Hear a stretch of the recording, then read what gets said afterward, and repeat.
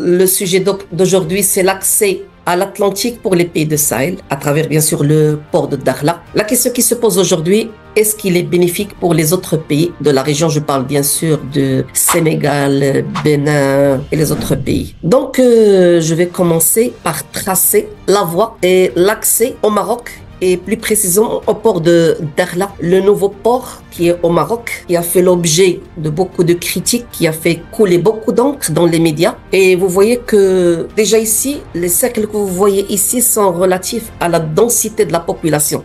Les lieux où sont groupés le plus grand nombre de populations. Vous allez voir que ici au Mali, vous voyez ici Bamako, eh bien, la moitié de la population de Mali, elle est concentrée à peu près aux alentours de Bamako. Et puis, même à Ouagadougou, au Burkina Faso, vous allez voir que une grande population, elle est concentrée ici. La même chose pour le Niger, parce que le 4/5 de la population urbaine au Niger, ils sont concentrés vraiment au sud. Et bien sûr au Tchad, vers le pôle du Grand Djamena. Et vous voyez bien que cette route qui mène vers le port de Dakhla, et bien sûr vers le Grand Atlantique, donc ça veut dire les États-Unis, l'Amérique, l'Europe et le reste des pays d'Afrique, accessible pour d'autres populations. C'est-à-dire c'est vers des régions et d'autres populations, parce que là, vous voyez bien que ça passe par les voies où il n'y a pas trop de personnes, il n'y a pas trop de population et bien sûr il n'y a pas trop de grandes villes. Donc là, ça va être bénéfique pour les pays de passage bien sûr, mais surtout pour les régions, pour certaines régions un peu écartées par rapport à la population. Donc là,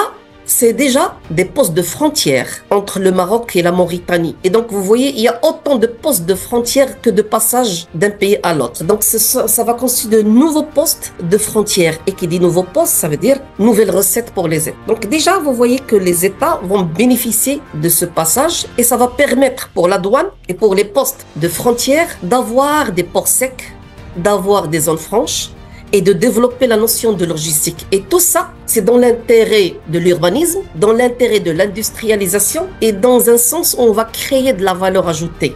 Donc ces régions pourront avoir accès à la matière première, créer à travers l'industrialisation la valeur ajoutée et exporter. Donc c'est une nouvelle opportunité pour l'importation et les exportations. Alors qu'est-ce qu'un port sec?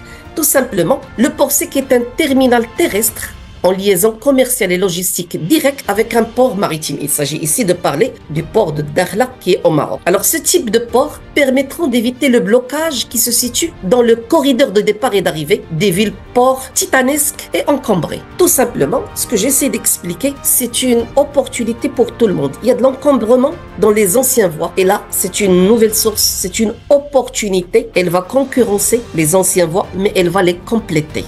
Et donc, c'est une concurrence positive, dans la mesure où il y aura une complémentarité avec les anciens voies. Donc, pour ce port sec, vous êtes en train de voir l'exemple, le port sec, un port sec au Mali. Et vous voyez, il y a beaucoup de camions.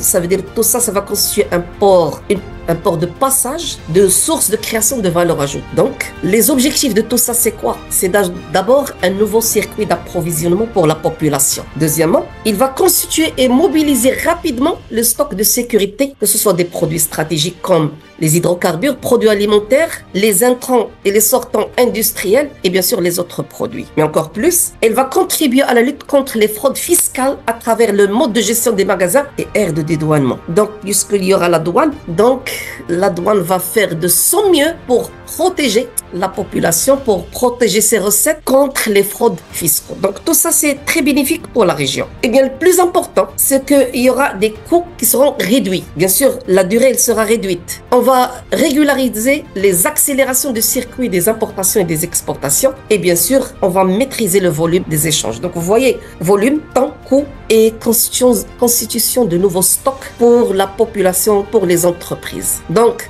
cette voie, cette route qui mène vers le port de Dakhla va pouvoir non seulement alimenter ces pays, mais elle va alimenter les autres pays tels que le Libéria, la Guinée, le Sénégal, la Mauritanie, le Bénin. Et bien sûr, vous voyez que tout le monde va profiter. Donc, c'est une nouvelle voie qui sera complémentaire avec les anciennes voies. Ça ne va pas détruire Non, non, non, c'est plutôt source d'opportunités et source de richesse pour tous ces pays. Donc, nouvelle voie, création de valeur ajoutée, création d'entreprises, création d'emplois, et bien constitution de grandes villes, de grandes agglomérations, que ce soit au Mali, au Niger. Vous voyez, tout ça, ça signifie population active, ça signifie création, espace de création de valeur ajoutée et bien sûr un espace d'échange avec les autres pôles et les autres agglomérations.